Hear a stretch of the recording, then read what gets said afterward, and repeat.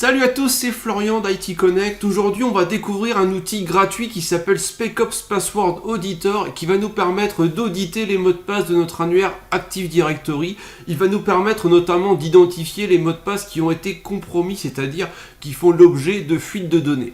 Pour cela, l'outil va télécharger en local sur notre serveur une base de mots de passe avec à peu près 1 milliard d'entrées à l'heure actuelle.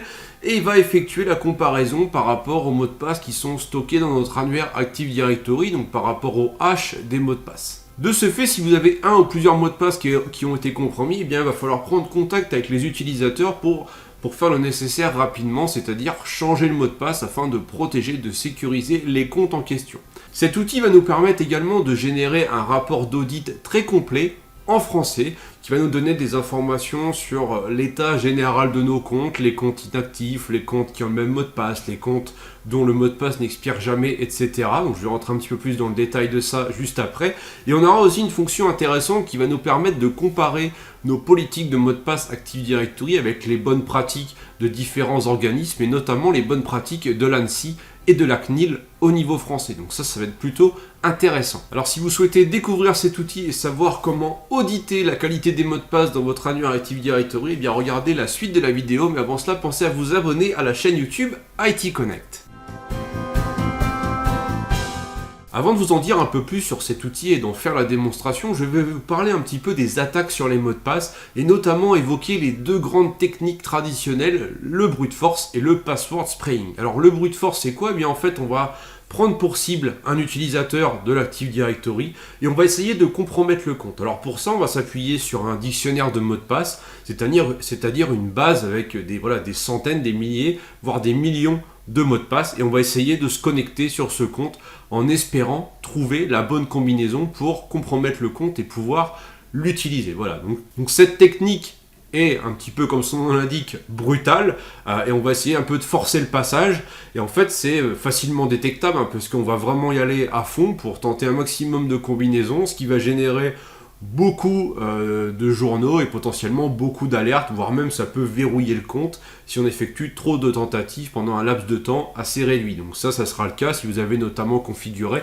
le verrouillage de compte au niveau de l'Active Directory. Donc c'est une technique qui n'est pas du tout discrète et qui est vraiment aujourd'hui détectée assez facilement. Ensuite, nous avons la technique de password spraying, qui est un petit peu dans le même esprit que l'attaque brute force, sauf que l'on va s'attaquer à plusieurs comptes utilisateurs. En fait, si on imagine une application, on va identifier plusieurs comptes utilisateurs qui sont existants dans cette application, par exemple dans la base d'annuaire Active Directory, et on va prendre un mot de passe, et on va tester ce mot de passe sur chacun des comptes. Ensuite, on va prendre un autre mot de passe, et on va le tester sur chacun des comptes, etc., etc., en espérant trouver la bonne combinaison. C'est particulièrement dangereux si vous avez des comptes qui partagent le même mot de passe. Et l'intérêt de cette technique, c'est qu'elle sera un petit peu plus discrète que la technique via brute force, puisqu'on ne va pas s'attaquer uniquement à un seul compte, mais on va s'attaquer à plusieurs comptes. Ce qui fait qu'il y aura un petit laps de temps entre chaque tentative sur chaque compte, et donc ça peut permettre d'être un peu plus discret et de rester sous le seuil de détection du système de verrouillage.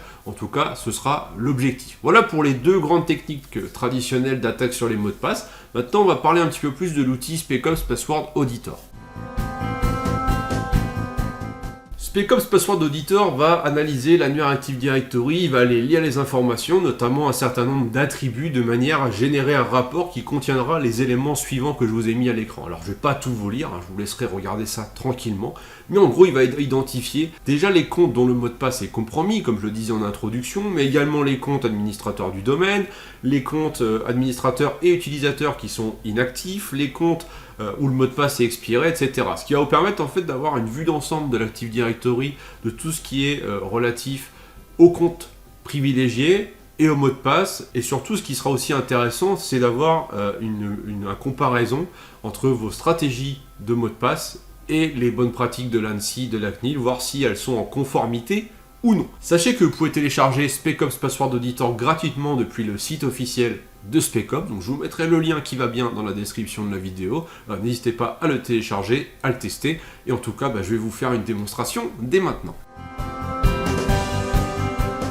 Je ne vais pas m'attarder sur l'installation de l'outil puisque ça se fait en quelques clics après avoir effectué le téléchargement. Rapidement, une petite présentation de l'interface. Après avoir lancé l'outil pour la première fois, il faudra importer votre licence. Alors, rassurez-vous, c'est une licence totalement gratuite qui vous sera transmise au moment du téléchargement du logiciel. Ensuite, nous avons la partie scan route qui permet de choisir à la fois sur quel contrôleur de domaine on doit s'appuyer pour faire le scan, éventuellement quel domaine, mais aussi où est-ce que l'on se positionne au niveau de la racine. C'est-à-dire que si je voudrais analyser que les comptes qui sont dans cette OU-là, je pourrais la sélectionner, mais par défaut, on va analyser tout l'annuaire Active Directory. Voilà. Donc ça, c'était la première option. On a ensuite des options qui ont été rajoutées assez récemment ici dans la partie Scan Options. On peut anonymiser les données des utilisateurs, donc vous n'aurez aucun nom d'utilisateur dans le rapport qui sera généré. Et on peut aussi inclure dans le périmètre de l'analyse les comptes utilisateurs qui sont désactivés, ce qui n'est pas le cas par défaut. C'est-à-dire que quand je vais cliquer sur Start ici, il va analyser uniquement les comptes activés dans l'Active Directory. Donc je vais faire Start. Et là, on voit qu'il va tout d'abord me parler de la partie Bridge Password, donc c'est-à-dire les mots de passe compromis. Pour les mots de passe compromis, donc il faut télécharger en local une base de mots de passe. Comme je vous le disais en introduction, aujourd'hui c'est à peu près 1 milliard de mots de passe dans cette base. Donc j'ai déjà téléchargé pour gagner un peu de temps. Ça fait un peu plus de 6 gigas au niveau de l'espace disque, donc il faut prévoir cet espace disque là sur votre serveur ou votre poste de travail. Pour démarrer l'audit, on va tout simplement cliquer sur le bouton qui est ici et on va patienter quelques secondes, voire même quelques minutes, en fonction du nombre de comptes qu'il y a dans l'Active Directory, jusqu'à avoir les résultats. Voilà, on fait Show Result. Là, on a un ensemble de widgets qui nous indiquent, eh bien, tiens, par exemple, ici, les mots de passe compromis, le compte de Louange. Donc cet utilisateur-là, je sais que son mot de passe a été compromis, donc je vais pouvoir m'y intéresser. Ici, les comptes qui ont un mot de passe identique, voilà, tout est résumé ici au niveau des widgets. Pour en savoir plus, je peux cliquer. Je clique ici sur Bridge Password, il me donne des informations. J'ai également ici des explications sous la forme d'une petite aide. Et là, je sais que le compte Louange, donc dont l'identifiant c'est ça, il est à tel endroit dans mon AD, il s'est connecté pour la dernière fois le 5 mai 2023, le mot de passe a été changé il y a 24 jours, et bien je sais que ce compte-là, son mot de passe actuel, il est compromis. Donc il va falloir que je contacte cet utilisateur pour lui demander de changer son mot de passe, voire même dans l'Active Directory, je peux cocher la petite option pour qu'il change son mot de passe à la prochaine ouverture de session. Donc pour chaque widget, ici pour chaque élément de l'audit, eh bien je peux avoir un certain nombre de détails en parcourant comme ça et en cliquant tout simplement. Par exemple, si je descends, je vais sur Password Policy Compliance, donc la partie conformité. Donc je vois que dans mon environnement Active Directory, j'ai uniquement une politique de mot de passe définie au niveau GPO. Et je vois ici, est-ce que cette politique de mot de passe, elle est en conformité ou non avec chacun des organismes mentionnés, notamment l'ANSSI ou la CNIL. Si je veux en savoir plus, je peux cliquer dessus, par exemple pour l'ANSSI, voilà. Je vois, bah tiens, moi, longueur minimum du mot de passe, dans ma politique, c'est 8. L'ANSSI me recommande 15, donc du coup, ce n'est pas conforme. Et j'ai le détail pour chaque point, ce qui me permet de voir, bah tiens, pour être en conformité avec les recommandations de l'ANSSI, je dois améliorer tel et tel point dans ma stratégie de mot de passe. Donc ça, c'est plutôt intéressant pour être guidé dans la bonne direction.